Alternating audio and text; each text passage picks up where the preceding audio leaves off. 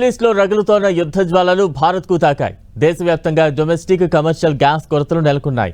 ఈ పరిణామం సాధారణ ప్రజల జీవితాన్నే కాదు, హోటల్స్ రంగాన్ని కుదేలు చేస్తోంది. మెట్రోపాలిటన్ నగరాలైన బెంగళూరు, చెన్నై, ముంబైలో ఇప్పటికే చాలా హోటల్స్ మూతపడగా తాజాగా తెలుగు రాష్ట్రాల్లోనూ ఇదే పరిస్థితి కనిపిస్తోంది. ముఖ్యంగా హైదరాబాద్ మహానగరంలోని ప్రజలు, హోటల్స్ నిర్వాహకులు తీవ్ర అవస్థలు పడుతున్నారు.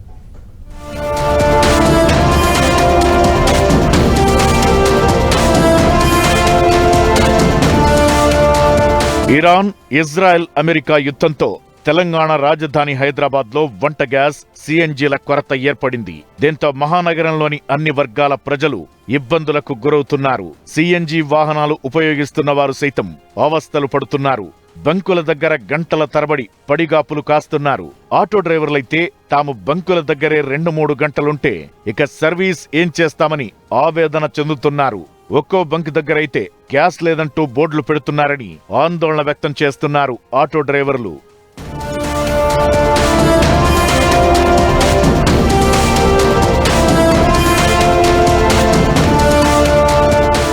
గ్యాస్ ఫిల్లింగ్ కేంద్రాలకు ఒక్కసారిగా ఆటోలు, కార్లు వచ్చి పడుతుండటంతో ప్రధాన రోడ్లలో భారీ ఎత్తున ట్రాఫిక్ జామ్ ఏర్పడుతోంది. దీంతో అలాంటి ఫిల్లింగ్ కేంద్రాలను పూర్తిగా మూయించేస్తున్నారు పోలీసులు.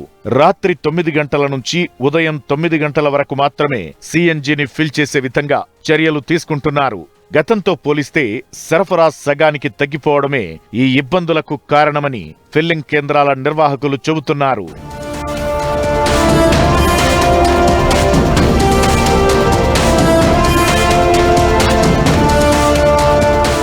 గ్యాస్ కొరత ప్రధానంగా హోటల్ రంగాన్ని కుదేలు చేస్తోంది. రోడ్ సైడ్ టిఫిన్ సెంటర్ మొదలుకొని స్టార్ హోటల్ వరకు ఈ విధమైన ఇబ్బందులున్నాయని హోటల్ అసోసియేషన్ ప్రతినిధులు చెబుతున్నారు. రాష్ట్ర వ్యాప్తంగా 40,000 హోటల్స్ లో ఇబ్బందులు ఉన్నట్లు పేర్కొంటున్నారు. గతంలో అడిగిన వెంటనే గ్యాస్ ను సరఫరా చేసే ఏజెన్సీలు ఇప్పుడు సిలిండర్లు అందుబాటులో లేవని అంటున్నాయి. రాష్ట్ర ప్రభుత్వ అధికారులే కేంద్ర పెట్రోలియం శాఖతో చర్చించి హోటల్ ఇండస్ట్రీని ఇబ్బందుల నుంచి గట్టెక్కించాలని కోరుతున్నారు నిర్వాహకులు.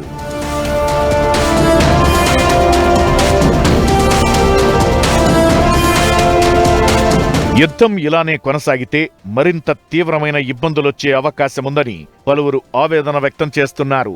ఓవైపు కేంద్ర రాష్ట్ర ప్రభుత్వాలు గ్యాస్ నిల్వలు పెంచేందుకు కృషి చేస్తున్నామని చెబుతున్నా తాజా పరిణామాలతో ప్రజలు అవస్థలు పడుతూనే ఉన్నారు.